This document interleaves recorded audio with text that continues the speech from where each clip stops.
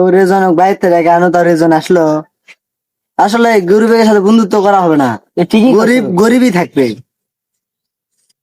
হ্যাঁ রে বন্ধু। হ্যাঁ সর গরিব, কথা দিস না, গরিব গরিবই থাকবো তুই। আরে বন্ধু, তোরা আমার সাথে এরকম করতেছিস কে? করবে না, তুই বাইরে রেখে আসলাম, তুই তো আসলো না এখানে। তোরা জানিসই তো ভাই, আমার বাড়িতে কেউ নাই, মা অসুস্থ। বাড়ির কাজ কাম করে তারপর আমার মায়ের সেবা যত্ন করে তারপর তো তোর কাছে আসলাম। পৃথিবীর তুই মায়া হাঙ্গ মাও নাই। হাই রে বন্ধু, এই দুনিয়াত মা ছাড়া কেউ নাই ভাই রে। এই কারণে মায়ের সেবাটা করা লাগবে। জানিস তো আমি গরিব মানুষ ভাই, এই কারণে তুই কাছে সময় দিতে পারি না। তাই বলে কি তোর আমাকে এইভাবে অপমান করবো তোর বন্ধু বান্ধব ভাইয়া?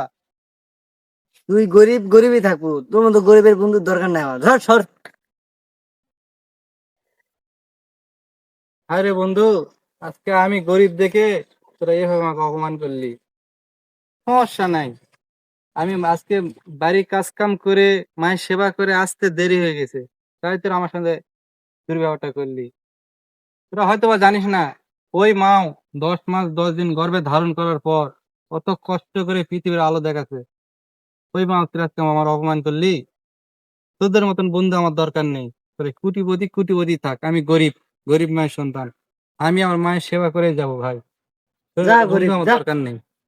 তোর মতো গরিবের দরকার নাই, যা। এইরকম বন্ধু কার কার আছে তারা এই ভিডিওটা মেনশন করে দিন, আর লাইক কমেন্ট শেয়ার করতে ভুলবেন না।